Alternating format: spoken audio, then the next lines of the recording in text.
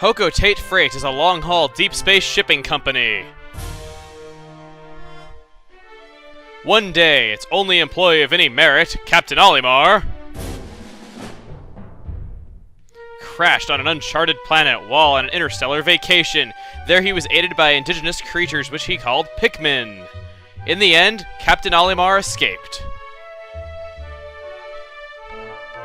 But in Olimar's absence, his employer, Hoko Tate Freight, ran into financial difficulties.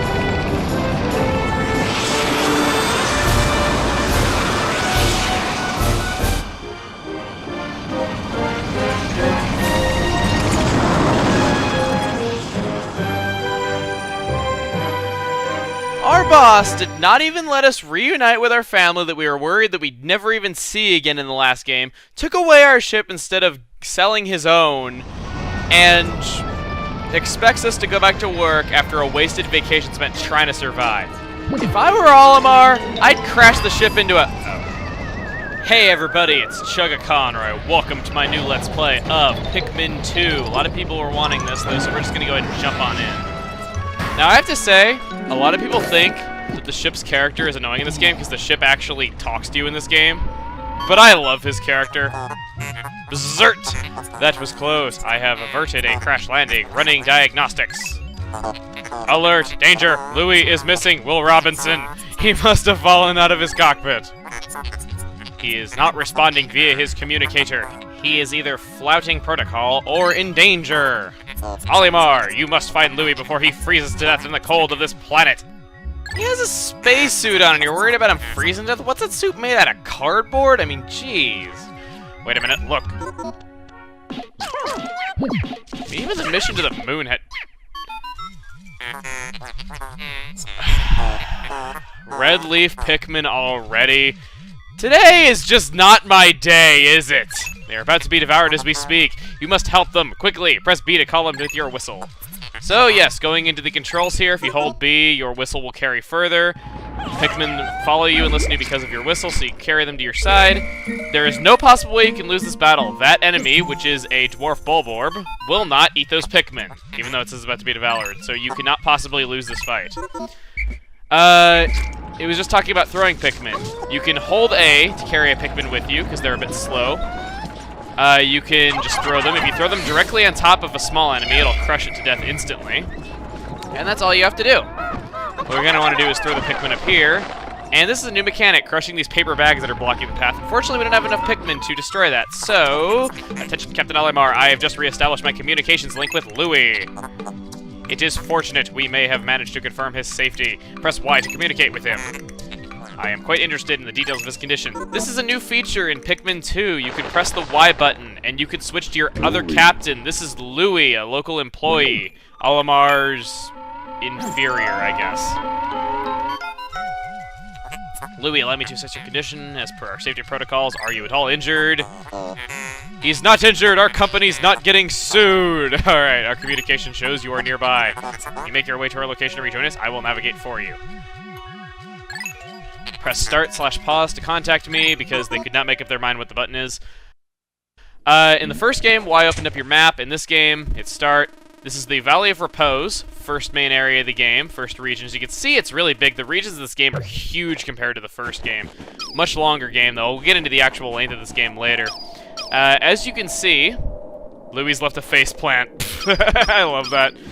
This project is going to be updated. Well, Luigi's Mansion is going to be updated on Sundays and Wednesdays. This is going to be updated all the other days of the week. So Pikmin's getting to be the main project because this is a long game, whereas Luigi's Mansion is not long at all. Louis, that odd object before you appears to be one of the onions mentioned in Olimar's report. Onions! They sprout Pikmin seeds when given nutrition. And nutrients gotten from defeating enemies can be harvested from those bodies to make new Pikmin. Onion ejected a seed, you can pluck it with A. You can also mash A repeatedly to pluck many seeds at one time, so you don't have to walk to each individual one. And here we go!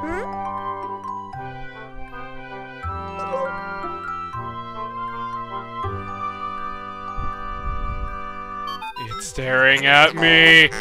Louis, this must be one of the Pikmin creatures Olimar's report is staring at you. That's what I just said! Okay. You can use the C-stick to, I got Louis, I see drool coming from your mouth. Are you alright? Because it looks like a carrot, remember?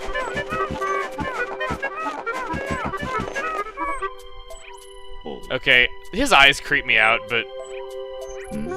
I like that. They look at the camera at the same time. Okay, so what the ship was saying is, you can change the direction your Pikmin are to you, and also issue them onto objects with the C-stick. You can also disband them X. By the way, if you haven't caught on by now, this is the GameCube version of the game. What we're going to want to do is, we're going to want to throw them up to those pellets. These pellets have ones on them, but they're red pellets, and because we're giving it to the red onion, it'll make more Pikmin than it normally would. So here, we get 2 Pikmin instead of just 1 because we match the colors to the color of the onion. Now, like I said, this is the GameCube version of the game, and you guys might be saying, wait, there's another version of this game? Well, yes, there is. And the ship here is just going to tell us that we can mash A to pick up the Pikmin. I'm just going to kind of skip some of these tutorials. The onion is the Pikmin mothership, repeatedly tapping A to pick the sprouts. Okay, so there is indeed another version of this game. This game was also released for the Nintendo Wii, just like the first game was, but it was released everywhere but North America. Yeah, Europe got it, Australia got it, America didn't get it. Like, are you serious, Nintendo? I mean, God, usually when it comes to releases for games, it's like, Japan gets something cool, America gets it a month later, Europe's lucky to get it at all, Australia's lucky to remember they exist. I mean, really? I mean, come on! Freaking Australia gets it, but we don't. I'm just kidding. In all honesty, I'm kind of glad that Australia for once actually got something cool that we didn't, but still, I would have liked to have really played this game on the Nintendo Wii, because I like the controls for the Wii version of Pikmin 1, and I thought it could have really transitioned well, because the pointer's great for real-time strategy games. Anyway, going over here, in the first game we collected parts to our ship. In this game, our ship is not damaged, so instead we have selling out advertising! No, we have treasures that we're collecting. This game has a lot of in-game advertising, it's kind of funny. Object is one of the treasures we were searching for. The only reason we found it here is because it was where you crash landed. How fortunate. I would like to appraise it, but it must be regrouped. Can you find him? Press L to move the camera behind you, R to zoom, and Z to change the angle. So Z allows the camera to go to overhead, so if you're a fan of typical RTS games like StarCraft, you can view it from overhead, even though this game is not nearly as competitive as that. It's a single-player game. Pressing Z again brings it down. Pressing R zooms it in. If you hold R, you can go into an over-the-shoulder view and get a really close-up view of the action, which is kind of nice. It's nice to look at, though, but it's not really fun to play with. Pressing L centers the camera behind you. So, yeah. Those are camera controls, so what we want to do is go ahead and squash this. It's you! It's really you! Back of Pikmin's head. I love that sound. That wah, wah, wah, wah, wah. Captain Olimar, Louis, you are reunited at last. Troublesome start to our trip. Now you feel assured that you are combined. With your combined mitts, we can go through anything, correct? From now on, use B to form a single group. Press X to take solo action, press Y to change leaders. Okay, so what he was saying there is, just like you can whistle Pikmin to your side, if we're playing as Louis, we can whistle Olimar to our side so he's alongside us. If your captains are separate, you can work on different things individually and get across the board really quickly. You can separate your Pikmin between your two captains as well, so it makes for some strategic things. And then also, if both of your captains are together, you might be asking, well, what's the benefit of that? Benefit of having two captains together is that you will pluck Pikmin from the ground twice as fast, though, because they'll both work on plucking them at the same time. And as you see there, that spotty Bulborb that we defeated earlier, we have our Pikmin carrying it back to the onion. Nutrients from the bodies of dead enemies can make new Pikmin. So yeah, other than pellets, you can harvest the bodies of your fallen adversaries if you want to get more Pikmin. I know, this game is seriously rated E for everyone. I can't believe it either. I'm gonna cut ahead until they actually get there, though, so just give them a moment. God, I have to say, though, now that we're back, looking at this game again, this game, even though like I practiced it a few months ago, I have to say, this game has really good graphics for GameCube standards. I forgot just how good this game looked. It's really groundbreaking how it looks for the time. And there we go. Also, something new that is in this game is that items sometimes might be buried in the ground. What you have to do is go ahead and swarm your Pikmin on them with the C-stick, and they go like, yeah, ho, yeah, ho, yeah, ho, yeah, ho, yeah, ho, yeah, ho. I don't know why they say that. But watch, somebody's gonna be like, oh, get offended and be like, what they're saying is offensive to women. No, I'm kidding. Okay, so 20 Pikmin to carry that. That's the most you can harvest in this first day. And they're gonna carry it back to the ship, just like they carried ship parts in the first game. Also, standing in front of the ship and pressing A, I should explain, no longer replenishes your captain's health, because your captains can be hit by attacks and it drains away their health, and if a captain falls, then it just automatically ends the day, just like in the first one.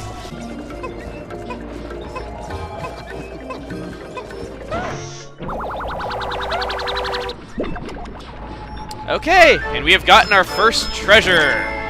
This is the Courage Reactor. All these treasures just have hilarious names. Some of them are really funny later on, though. But our first day of exploration has yielded our first treasure. We will be done in record time. I took the liberty of naming it when I appraised. The name reflects my current thinking. Leave it to me to think up catchy names for hit products. It is but one of my many talents. We shall end our first day here and report back to our president. His face will be surely joyous. However, to communicate with Hokotate, we must fly into low orbit above the planet. We will not return to the surface until morning so as to avoid the indigenous nocturnal creatures. And this is what a typical end of the day is like.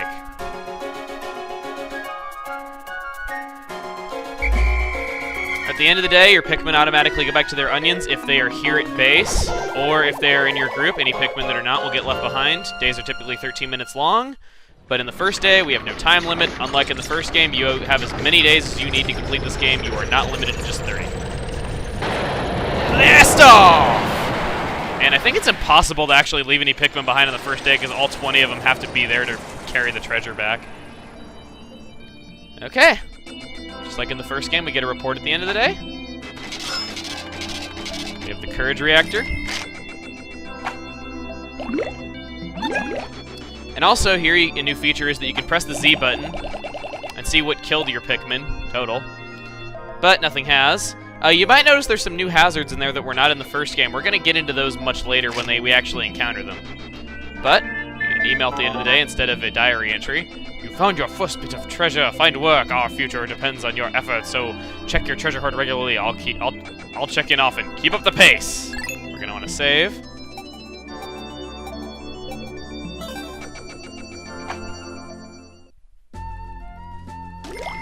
And here's the map screen with some really awesome music. Now, there's something about this map screen that bothers me, and you can't see it right now, so I'll have to explain it later. But just going into here, you might see the Piklopedia and the treasures at the top of the screen. Piklopedia is a database of any enemies or plants you find. Olimar has notes for each one, which are things that a biologist would write down, although initially identified as a juvenile red bulb. Groundbreaking new research indicates is a member of the breadbug family and is a close relative of the vanilla breadbug. He has basically things that biologists would write, and then Louis has notes as well. You can press Y, and he talks about how a chef would go about cooking and eating this creature.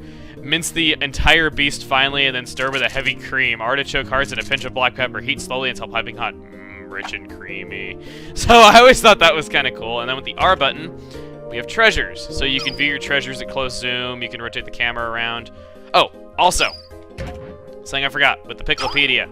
You can press A to throw pick carrots at the enemies, and it will show you how they're basically bait that show you how the enemy will go about eating the Pikmin. So if you need to practice to know like what an enemy's attack pattern is, you can practice here. But anyway, we're gonna go back to the area selection, and now that we have completed our first day of exploration and had a fairly long video, we're gonna end things off here. Okay, so next time on Pikmin 2, we are gonna be returning to the Valley of Repose and hopefully exploring some areas that we did not explore on our first day due to our low Pikmin count. See you guys then.